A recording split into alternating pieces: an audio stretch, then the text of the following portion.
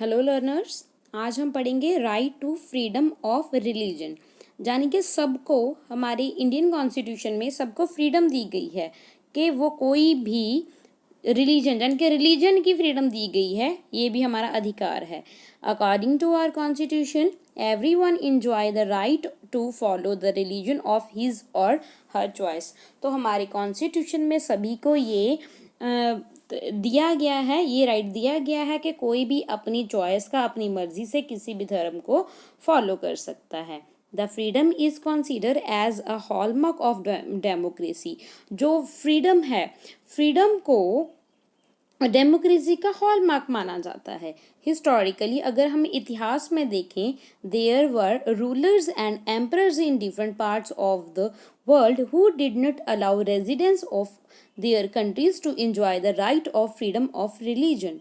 Okay, तो क्या होता था, अगर हम हिस्ट्री में जाकर देखें तो बहुत से रूलर्स और एम्परर्स ऐसे थे जो डिफरेंट पार्ट के पूरे वर्ल्ड में अगर हम देखें तो वो अलाउ नहीं करते थे जो उन अलग धर्म को फॉलो करता था। यानी कि वो उसी ज़्यादातर क्या होता था, सभी को फ्रीडम नहीं दी जाती थी, सब रिलीजन को फ्रीडम नहीं थी जब किसी पर्टिकुलर रूलर और एम्परर का रूल हुआ करता था। जब हम हिस्ट्री में देखते हैं persons follow a religion different from that of the ruler were either persecuted or forced to convert to the official religion of the rulers. तो भाई क्या किया जाता था, जो रिलीजन अगर अलग होता था, जो रूलर से अलग होता था, तो क्या किया जाता था, जहाँ तो उसको मार दिया जाता था, जहाँ तो उसको फोर्स किया जाता था कि आप कन्वर्ट करो, जो रूलर का रिलीजन है उस रिलीजन में आप कन्वर्ट करो। जहाँ मार दिया जाता, जहाँ उसको कन्वर्ट करने के लिए मजबूर किया जाता था। Therefore, democracy has always incorporated the freedom to follow the religion of one's choice as one of its basic principle। इसीलिए हमारे इंडियन कॉन्स्टिट्यूशन में इसी का बेस लेकर, इसी सिद्धांत पर लेकर के भाई हर एक की अपनी चॉइस है, इसीलिए फ्रीडम दी है कि वो अपनी मर्जी से किसी भी रिलीजन को फॉलो कर सकता है। Freedom of faith and worship, यानी कि हर एक का अपना बिलीफ होता है, अपना विश्वास होता है, और हर एक का पूजा पाठ करने का तरीका भी अलग अलग होता है, उसकी भी फ्रीडम दी गई है। इन इंडिया में everyone is free to choose a religion and practise that religion. तो क्या हमारे इंडिया में हर एक कोई अपने मर्जी से रिलीजन को चूज कर सकता है और उसका जो भी प्रैक्टिसेस हैं वो कर सकता है। Freedom of religion also include the freedom of conscience. तो फ्रीडम ऑफ रिलीजन में ही इंक्लूड होता है freedom of conscience. This mean, इसका मतलब है that a person may choose any religion or may choose not to follow any religion. इसका मतलब ये है कि एक पर्सन की मर्जी है, चाहे तो वो कोई भी धर्म फॉलो करे, चाहे वो किसी भी धर्म को ना फॉलो करे, ये उस पर्सन के ऊपर डिपेंड करता है।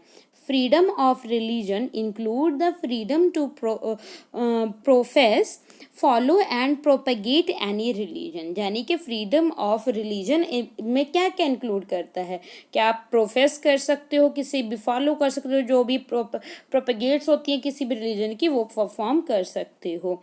Freedom of religion is subject to certain limitation, मगर फ्रीडम ऑफ रिलीजन में भी कुछ लिमिटेशंस हैं, पाबंदियां हैं। हर एक जितने भी हम पढ़ते आ रहे हैं ना, तो उसमें कुछ ना कुछ रिस्ट्रिक्शंस हैं, तो इसमें भी लिमिटेशन लगाई गई हैं। इस में भी क्या क्या रिस्ट्रिक्शंस लगाई गई हैं, इसमें है the government can impose restriction on the practice of a freedom of religion in order to protect public order. अगर पब्लिक ऑर्डर को प्रोटेक्ट करने की कोई सिचुएशन हो तो वो रिलीजन की फ्रीडम के ऊपर भी रिस्ट्रिक्शन लगा सकती है गवर्नमेंट।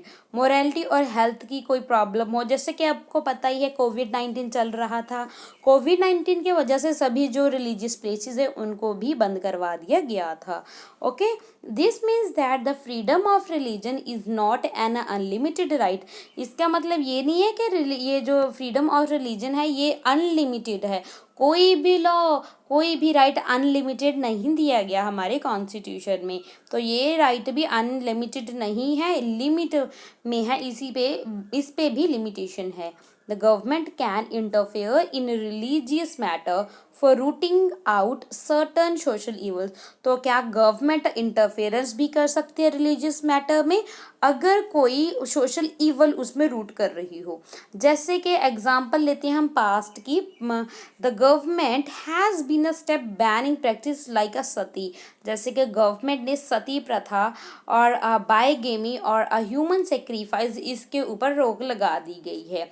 सती का क्या मतलब है, जब किसी औरत के पति की डेथ होती थी तो उसको भी जिंदा को जला दिया जाता था, उसकी चिता में, उसको सती बोलते हैं।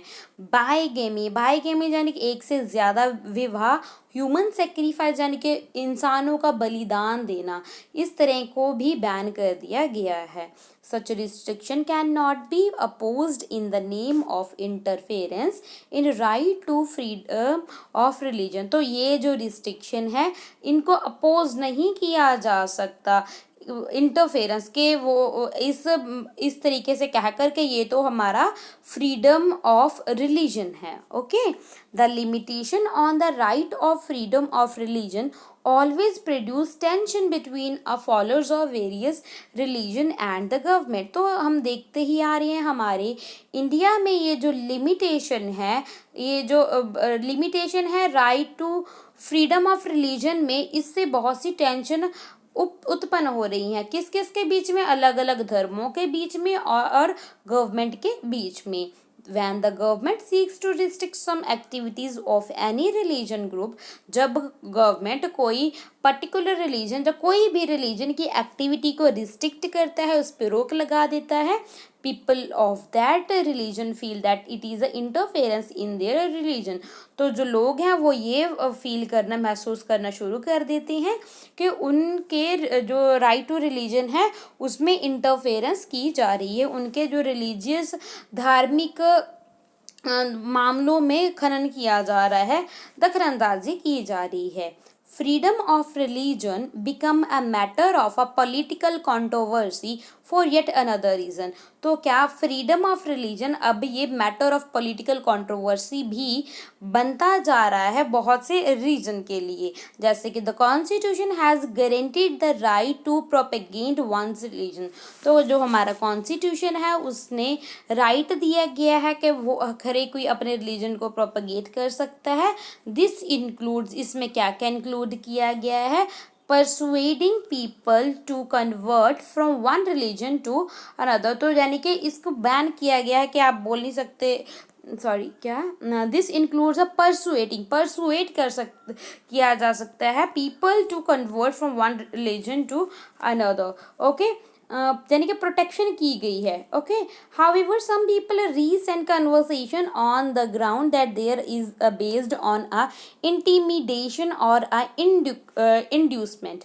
तो कई लोग तो ऐसा भी बोलते हैं ये जो कन्वर्जन है ये बेस्ड है इंटीमिडेशन और अ इंड्यूसमेंट पे। The constitution does not allow forcible conversion. यानी कि अगर कोई अपनी मर्जी से कन्वर्ट करना चाहे अपनी रिलीजन को तो कर सकता है, मगर फोर्स से कन्वर्जन नहीं किया जा सकता। ओके, आपको पता है डॉक्टर भीमराव अंबेडकर जी ने भी उन्होंने भी अपना रिलीजन को कन्वर्ट किया था, कन्वर्जन किया था। अगर अपनी मर्जी से कोई रिलीजन को में और एक रिलीजन से दूसरे रिलीजन में कन्वर्ट होना चाहता है तो हो सकता है, मगर फोर्स नहीं किया जा सकता। It only gives us the right to spread information about our religion and thus attract other to it. तो बस हम अपने कोई भी बंदा अपने पर्टिकुलर रिलीजन के बारे में अवेयरनेस जरूर फैला सकता है, इंफॉर्मेशन ज़रूर लोगों तक दे सकता है, अपने रिलीजन के बारे में अट्रैक्ट कर सकता है, मगर फोर्सली किसी को भी ऐसा नहीं है कि वो कन्वर्जन करने के लिए मजबूर किया जाए। Then equality of all religion, सभी जितने भी धर्म हैं उनको बराबर माना गया है हमारे इंडियन कॉन्स्टिट्यूशन के अकॉर्डिंग।